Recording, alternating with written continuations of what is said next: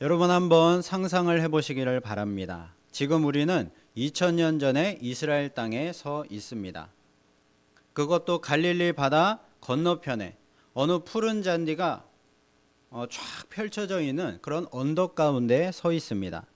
바람에는 비릿한 바다 내용과 그리고 풀 향기가, 풀 냄새가 함께 섞여져 있고요. 사방은 예루살렘에서 그 예수님을 보기 위해서 몰려든 수많은 사람들로 인산인해를 이루고 있습니다. 성경은 이때가 유대인의 명절이었던 유월절이었다라고 기록을 하고 있습니다. 여러분, 유월절이 어떤 날입니까? 이스라엘 백성이 애굽에서 종살이하던 애굽에서 출애굽을 하고 자유를 얻은 그런 해방된 날입니다. 우리나라로 치면 8.15 광복절과 같은 날이죠. 그런데 당시 이스라엘은요, 로마의 식민 지배를 받고 있었습니다. 또다시 자유를 잃어버리고 다른 나라의 압제를 받고 있었다라는 것이죠. 그랬기 때문에 유월절을 맞이하는 유대인들의 마음은 항상 남달랐을 것입니다. 유월절 명절이 될 때마다 그들은 구약 성경에 예언된 그 메시아가 빨리 와서 그 출애굽 구원 때처럼 이스라엘을 로마의 압제로부터 구원해 주기만을 바라는 간절한 기도를 드렸을 것입니다. 자, 그런데 그때 예수라는 사람이 나타나서요, 베데스다에서 안식일에 38년 된 그 병자를 고치는 사건이 일어났습니다. 불가능을 가능케 하는 일이 일어났던 것이죠. 자, 그래서 종교 지도자들은요, 안식일에 이런 일을 했다고 분노했지만 사람들은 그 예수님께 열광을 하면서 그분을 따라 이 벳세다 빈들까지 따라왔던 것입니다. 자, 그런데 날이 저물어가고 이 남자 장정만 5,000명이었던 총 어린 아이 그리고 여자 그리고 노인들까지 합치면 2만 명 가까이 되는 이 사람들은요, 그 저녁 때까지 아무것도 먹지를 못하고 있었습니다. 자, 그러자 예수님은요, 제자 빌립에게 이렇게 말씀을 하십니다. 우리가 어디서 떡을 사서 이 사람들을 먹이겠느냐라고 물으십니다. 예수님이 진짜로 궁금해서 물으신 것이 아니죠. 성경에는요, 예수님이 친히 어떻게 하실지를 아시고 빌립을 시험하고자 하심이라 이렇게 나옵니다. 예수님은요, 이 오병이어 표적을 통해서 제자들과 그리고 당시에 모였던 무리들과 그리고 지금의 우리들에게 하시고자 하시는 말씀이 있기 때문에 이 하나님 나라를 가르쳐 주시기 위해서 그 질문으로 가르치기를 시작하셨던 것입니다. 여러분, 예수님의 오늘 말씀 한마디 한마디를 지금의 나에게 말씀하시는 그 주님의 음성으로 들으시기를 바랍니다. 그러면요, 우리는 이 오병이어 기적을 통해서 그 주님이 그 2000년 전에 나누어 주신 떡을 우리도 함께 먹으며 하나님 나라의 풍성함을 경험하게 되고 예수님이 가져오신 하나님 나라가 어떤 곳인지를 깨닫고 감격하게 되는 은혜를 누리게 될 줄로 믿습니다. 우리 함께 오병이어 표적의 그 사건 현장으로 함께 가보도록 하겠습니다. 빌립은요, 매우 똑똑한 사람이었습니다. 자, 그리고 빌립은요, 이 벳세다, 지금 있는 이 벳세다 출신이었기 때문에 그 동네의 지리에 아주 밝았습니다. 그래서 예수님의 질문을 받은 그는 즉시 인근 그 마을에 떡집을 조사를 했고요. 그리고 재고량과 운반 시간, 그리고 장정 5,000명, 여자아이 노인 포함 2만 명의 이 식비들을 정확하게 계산을 해냈습니다. 자, 그리고 이렇게 얘기합니다. 이 사람들에게 조금씩이라도 먹게 하려면 200데나리온의 떡도 부족할 것입니다. 이렇게 정확하게 얘기를 합니다. 이 빌립이라는 사람이 얼마나 계산에 밝고 현실 파악을 잘하는 사람이었는지를 잘 보여주는 장면이죠. 만약에 예수님이 아닌 세상 사람들 앞에서 이런 말을 했다면요, 그는 큰 칭찬과 박수를 받았을 것입니다. 그러나 빌립의 계산 속에 예수님이란 존재는 없었던 것이죠. 예수님의 능력을 신뢰하는 그 믿음은 없었던 것입니다. 자, 그때 안드레가 예수님께 말합니다. 여기 한 아이가 있는데 보리떡 5개와 물고기 2마리를 가지고 있습니다. 그러나 이것이 이 많은 사람들에게 얼마나 되겠사옵나이까 이렇게 얘기를 합니다. 지금 안드레가 빌립보다는 조금 나아 보입니다. 오병이어를 예수님 앞에 내어놓고 이렇게 말을 하는 것이죠. 주님, 주님의 능력이라면 이 어린아이의 1인분 식사를 가지고 몇십 명, 아니 후하게 쳐서 몇백 명 정도까지는 어떻게든지 먹여주실 수 있을 것 같지만 2만 명 가까이 되는 이 많은 사람들은 어렵겠지요? 이렇게 질문을 하는 것입니다. 안드레는요, 예수님이 능력이 좀 있으시다라는 것을 인정하기는 했지만 그 능력에 한계가 없으시다라는 이 사실까지는 몰랐던 것입니다. 옛날 아합 왕 시대에 엘리야 선지자가 있었습니다. 이 엘리야는요, 아합에게, 이 악한 아합 왕에게 살아계신 하나님을 증거하기 위해서 비가 오지 않기를, 그 땅에 비가 오지 않기를 기도했습니다. 자, 그랬더니 3년 6개월 동안 가뭄이 시작이 되었습니다. 그리 시냇가에 하나님께서 이 엘리야를 보내십니다. 그 시냇가의 물을 먹으며 그 가뭄을 버티라는 것이죠. 자, 그리 시냇가의 물을 먹으면서 가뭄을 버티던 엘리야는요, 시냇물이 마르자 하나님의 또 말씀을 받고 사르밧 과부에게 가서 그에게 물과 떡을 달라고 합니다. 자, 그런데 이 사르밧 과부는요, 극심한 가뭄 속에서 마지막 남아있던 가루 한 움큼과 기름 조금으로 마지막 떡을 구워서 아들과 함께 먹고 아들과 함께 죽으려던 참이었습니다. 엘리야 선지자가 그것을 먼저 자신에게 내어달라라고 했을 때 인간적인 생각으로는 그것은요, 자살 행위 그 자체였던 것이죠. 하지만 그녀가 그 말씀에 순종을 했을 때 가뭄이 끝날 때까지 통의 가루와 병의 기름이 끊어지지 않는, 떨어지지 않는 기적이 일어났던 것입니다. 하나님 나라의 계산법은 뺄셈이 아니라 무한 곱셈입니다. 이것이 주님의 무한하신 능력으로 세워지는 하나님 나라의 풍성함인 것이죠. 오늘날 대한민국 청년들은요, 빌립의 이 세상적인 계산기보다 훨씬 더 정교한 계산기를 가지고 살아가는 것 같습니다. 학점과 토익 점수, 그리고 어떤 자격증, 그리고 어학연수, 이른바 스펙이라는 그런 보리떡을 차곡차곡 쌓아 올리고 있습니다. 자, 그렇지만 정작 돌아오는 세상의 대답은 무엇입니까? 그것으로 너희가 무엇을 할 수 있겠느냐? 그런 자조 섞인 세상의 냉소적인 반응입니다. 요즘은요, 서울대 나온 사람도 취직하기가 참으로 어렵다라고 하고 있습니다. 취업 시장이라는 그 거대한 빈들 앞에서 청년들은 좌절하고 마는 것이죠. 열심히 내가 살았는데 내 손에 든 건 고작 이 보리떡 5개라는 초라한 스펙밖에 없구나라는 것입니다. 여러분, 주님은 빌립에게 돈이 얼마나 필요하겠느냐라는 것을 물으신 것이 아니라 하나님 나라를 완성하실 나의 능력, 주님의 능력을 네가 과연 신뢰하고 있느냐라는 것을 물으신 것입니다. 빌립의 능력이 무엇인지를 알고 싶어 하셨던 것이 아니라 주님의 능력을 믿고 있는지를, 그 믿음을 확인하기를 원하셨던 것이죠. 여러분, 세상이라는 계산기로 나 자신의 능력을 측정하고 과소평가하면서 좌절하지 마시기를 바랍니다. 하나님 나라는요, 우리들의 완벽한 스펙과 능력으로 세워지는 나라가 아니라 나는 아무것도 아님을 인정하고 주님의 능력에 내 모든 것을 다 맡기는 그 작은 믿음과 순종을 통하여서 하나님의 나라는 비로소 세워지게 되는 것입니다. 빌립은요, 200데나리온이라는 그 정확한 계산기로 불가능을 얘기했고요. 안드레는 작은 도시락을 보면서 회의에 빠져 있었습니다. 제자들은 생명과 풍요의 근원이신 창조주를 옆에 모시고 살면서도요, 결핍의 그 현장 속에서 염려하고 두려워하고만 있었던 것이죠.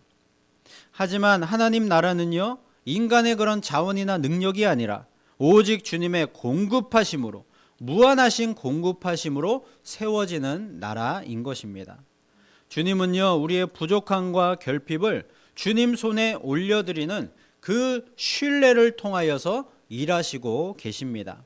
저와 여러분 모두에게 하나님 나라에 대한 그 기대와 그 하나님 나라를 완전하게 세우실 주님께 대한 그 믿음과 순종이 있기를 예수 그리스도의 이름으로 축복을 드립니다.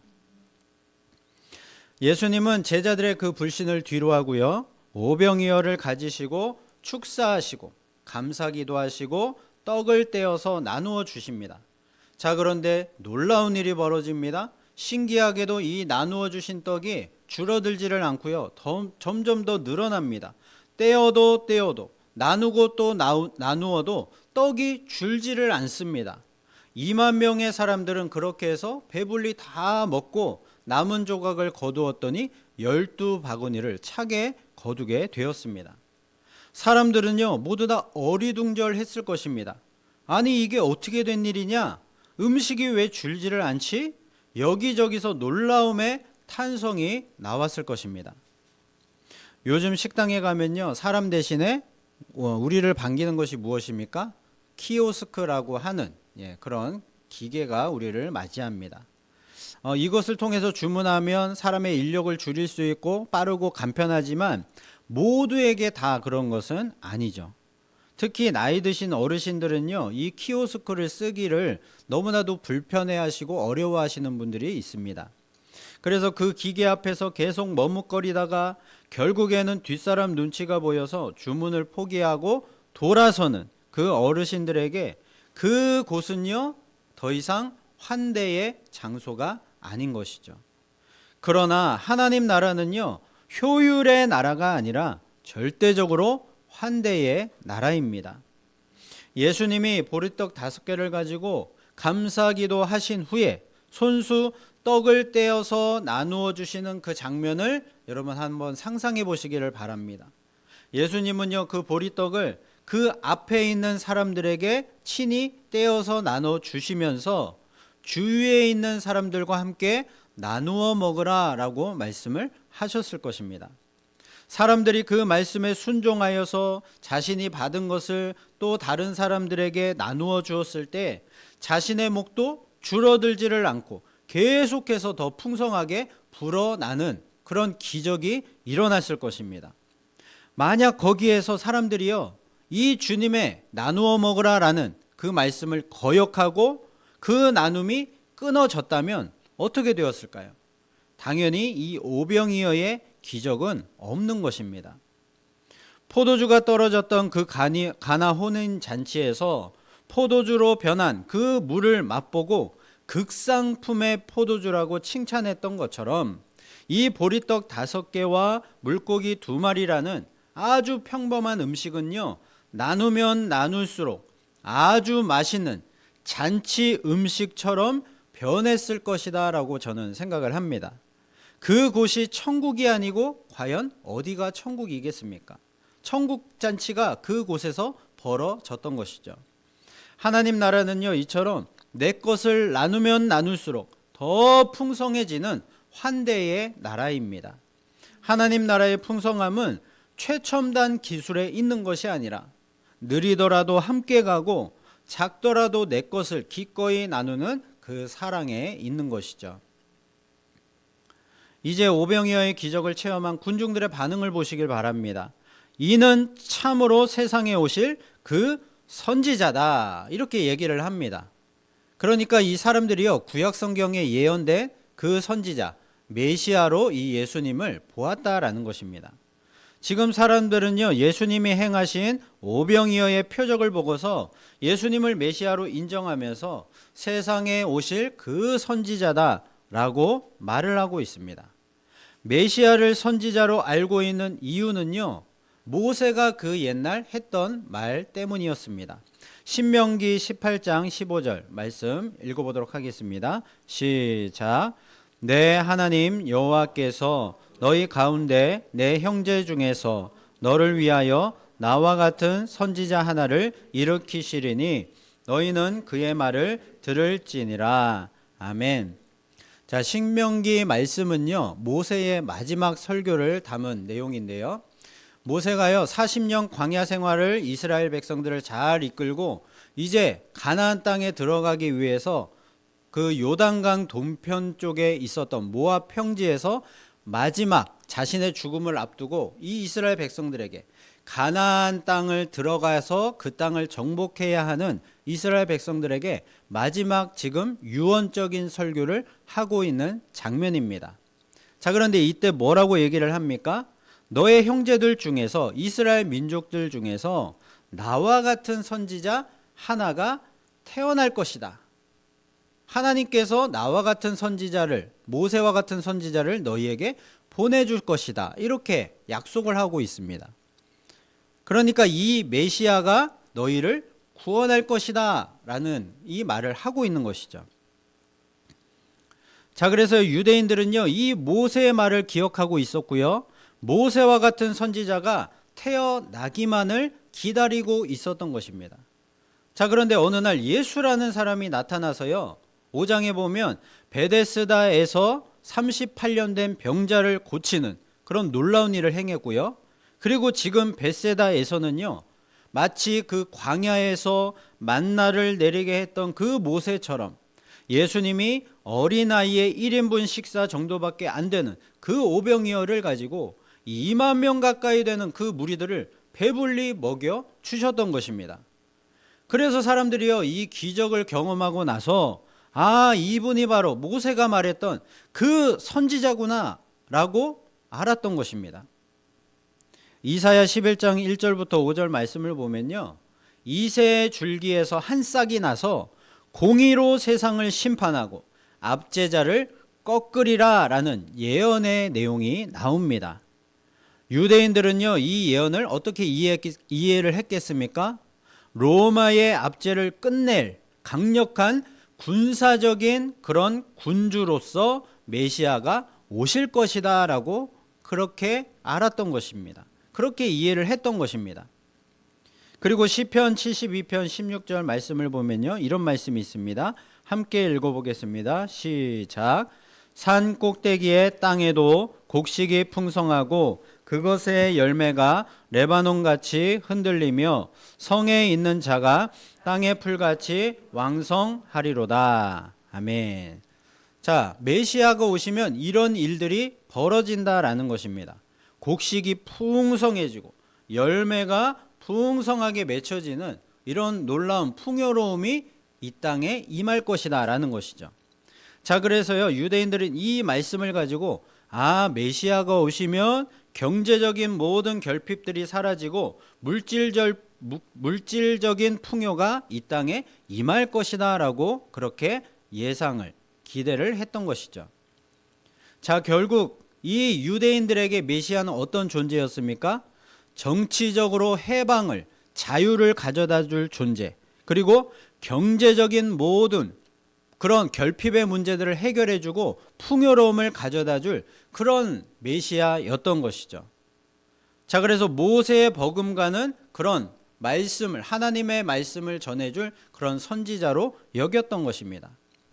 그래서 모세의 그 강력한 지도력으로 이스라엘을 이끌어줄 그런 강력한 왕으로서의 그런 메시아를 원했던 것이죠.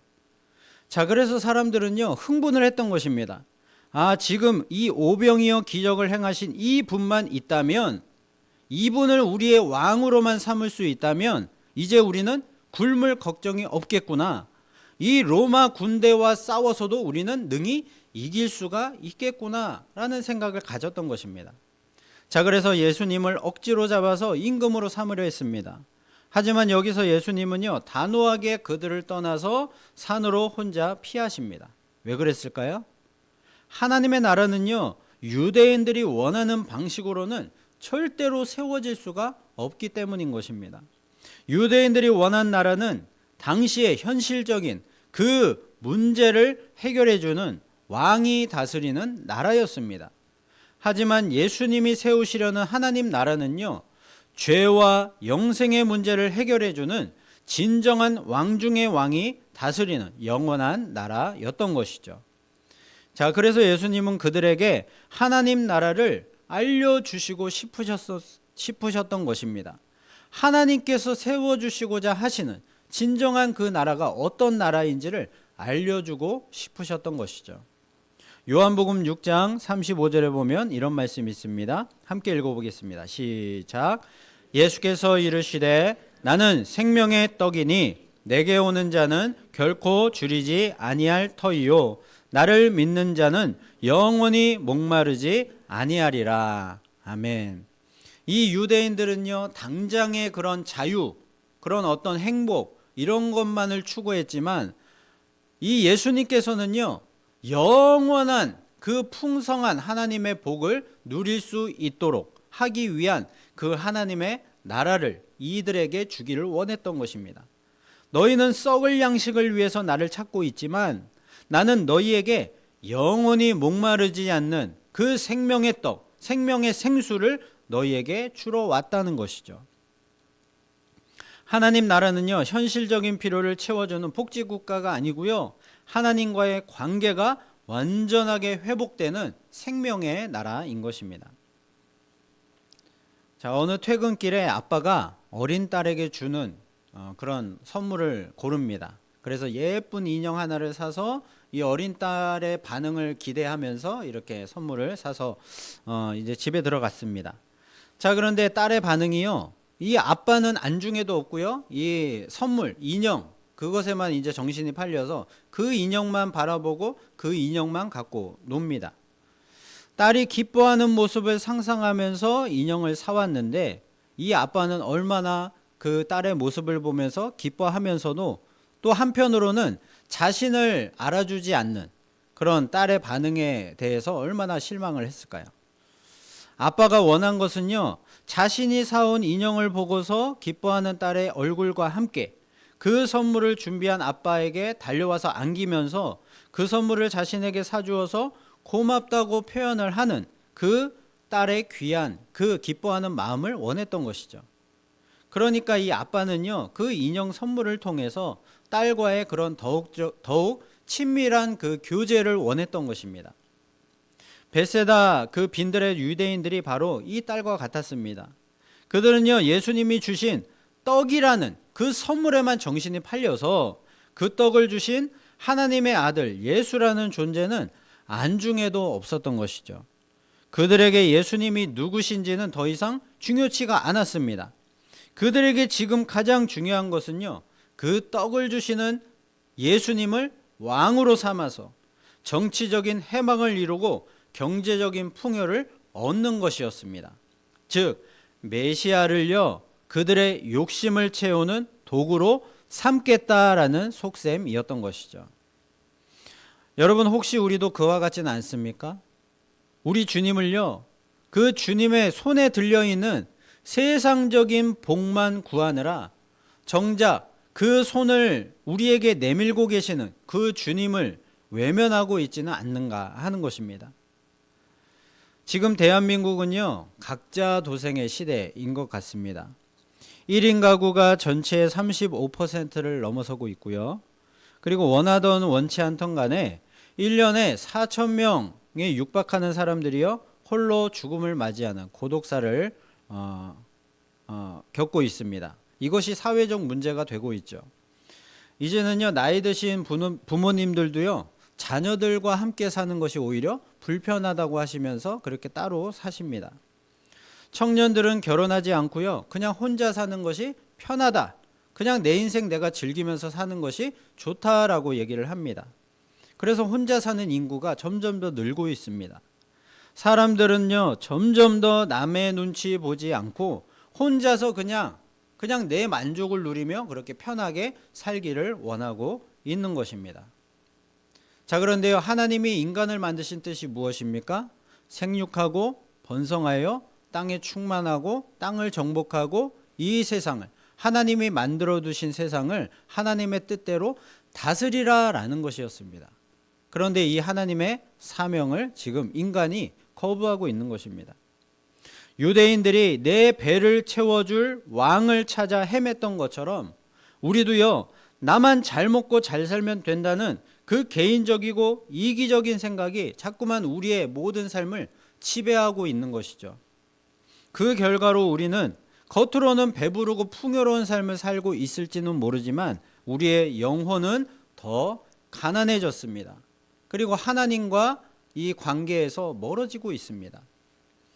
예수님은 떡을 떼어 나누어 주실 때 마가복음에 의하면요, 사람들을 50명씩 100명씩 이렇게 때를 지어 앉게 하셨다라고 나옵니다. 그러니까 이 떡을 나누어 주시기 전에 공동체를 만들어 주신 것입니다. 그리고 그 안에서 음식을 나누어 먹게 하셨습니다. 자, 그러니까 하나님 나라는요, 어떤 곳인가?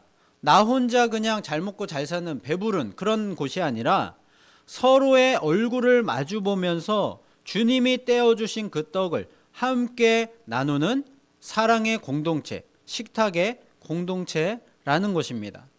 주님은요, 우리에게 단순히 떡을 주고 우리의 배를 채우기 위해서 오신 것이 아니라 그 떡을 영원토록 함께 나누어 먹을 하나님 나라와 그 가족들을 만들어 주시기 위해서 우리에게 오신 것입니다. 그러므로 우리는 떡에 대한 욕심을 버리고 하나님 나라와 그 가족들을 고대하고요, 우리에게 영원한 하나님 나라와 그 가족을 선물로 주시는 주님을 바라봐야 하는 것이죠. 그 주님을 더욱 아는 자가 되어야 하고요, 그 주님을 더욱 사랑할 수 있는 자가 되어야 하는 것입니다. 유대인들은요, 배를 채워줄 정치적 메시아를 원하며 예수님을 억지로 임금 삼으려 했습니다. 그러나 하나님 나라는요, 육신의 요구를 채우는 복지국가가 아니라 하나님과의 깨어진 관계가 회복되는 생명의 통치가 임하는 곳입니다. 영생은 유일하신 참 하나님과 그가 보내신 자 예수 그리스도를 아는 것이다 라고 했습니다. 우리는요, 주님을 이용하는 자가 아니라 주님을 더욱 잘 알고 더욱 많이 사랑하는 자가 되어야 하는 것입니다. 그래야 그곳에 하나님의 통치가 임하게 되고요, 하나님의 나라가 세워지게 될 것입니다. 자, 여러분, 그런데 오늘 본문 말씀에 예수님께서 나눠주신 그 떡이 보리떡이었다라고 나옵니다. 왜 하필 보리떡이었을까요? 보리떡이라는 음식은요, 당시 가난한 자들도 그렇게 먹을 수 있는 그런 아주 보편적인 음식이었습니다. 자, 그러니까 예수님은요, 이 보리떡을 떼어서 나눠 주시면서 모든 사람들에게 이 떡의 풍요로움을 누릴 수 있도록 해주신 것이죠. 이 장면은요, 훗날 있을 십자가 사건을 미리 보여주는 그런 예고편이었던 것입니다. 예수님은요, 보리떡을 가지시고 축사, 감사 기도를 하시고요, 떼어서 나누어 주셨습니다. 자, 여기서 축사하시고 떡을 떼어서 나누어 주신 장면은요, 예수님이 제자들과 마지막 만찬을 하실 때에 떡을 떼어 주시면서 받아 먹어라, 이것은 너희를 위하는 내 몸이니라, 이렇게 말씀을 하실 때 그 장면과 오버랩 되는 것이죠. 유대인들은 메시아가 살아서 현실의 왕좌에 앉아서 그들의 그런 어떤 바램과 기대들을 채워주기를 원했지만, 예수님은요, 자신이 죽어서 우리를 죄로부터 살리고 영원한 생명을 우리에게 주시기를 원하셨던 것입니다. 요한복음 6장 53절에 보면요, 이런 말씀이 있습니다. 함께 읽어보겠습니다. 시작. 예수께서 이르시되 내가 진실로 진실로 너희에게 이르노니 인자의 살을 먹지 아니하고 인자의 피를 마시지 아니하면 너희 속에 생명이 없느니라. 아멘. 자, 오병이어의 표적은요, 내 살이 이 떡처럼 너희를 위해서 나누어지고 찢겨져야지만 너희가 내 살을 먹게 되고 영원한 하나님 나라의 생명을 얻을 수 있다라는 그 십자가 복음의 본질을 보여주는 사건이었습니다. 우리는요, 주님의 살을 먹고 주님의 피를 마셔야지만 영생을 얻을 수 있는 것입니다. 다른 길은 없습니다. 자, 그렇다면 우리가 주님의 살을 먹고 그 피를 마신다는 것이 과연 무슨 뜻일까요? 주님은요, 인류의 죄를 대속하시기 위해서 십자가에서 당신의 살이 찢기시고 당신의 피를 흘리셨습니다. 그 주님의 희생이 없이는 우리의 죄가 용서함을 얻지 못하기 때문에 우리가 하나님께로 나아갈 길이 없는 것이죠. 요한복음 14장 6절에 읽어보겠습니다. 시작. 예수께서 이르시되 내가 곧 길이요 진리요 생명이니 나로 말미암지 않고는 아버지께로 올 자가 없느니라. 아멘. 예수님을 통해서만 하나님 아버지께로 나아갈 수가 있는 것입니다. 이 말은 곧 우리의 대속과 구원을 위해서 우리는 반드시 예수님이 하신 그 일들을 알고 있어야만 한다. 그것을 믿어야만 한다라는 뜻입니다. 그러므로 주님의 살을 먹고 그 피를 마신다는 것은요, 나의 대속과 구원을 위해서 주님의 살이 찢기고 주님의 피를 다 쏟으시고 죽으신 그 일들을 알아야 하고 믿어야 한다는 것이죠. 그럴 때에 우리는 주님의 살과 피를 먹음으로 생명의 떡을 먹게 되고요, 거듭날 수가 있는 것입니다. 다시 태어나는 것이죠. 새 생명을 얻게 되는 것입니다. 예수님은 분명하게 말씀을 하십니다. 내가 곧 생명의 떡이니라. 우리가 구원받은 것은요, 그냥 저절로 된 것이 아니라 우리가 예수 그리스도라는 생명의 그 떡을 먹음으로, 그 살과 피를 먹음으로 새 생명을 얻어서 다시 태어났기 때문이라는 말씀입니다. 광야에서 하늘에서 내려온 만나를 먹었던 이스라엘 조상들은요, 결국에 그 광야에서 다 죽고 말았습니다. 하지만 예수님이라는 생명의 떡은요, 우리를 영원히 살게 하는 것입니다. 하나님 나라를 이루기 위해서는 단순히 기적으로 배를 채우는 메시아가 필요한 것이 아니라 죄로 죽어가는 인류를 위해서 자기 몸을 찢어서 생명을 내어주는 그 희생 제물이 필요했던 것이죠.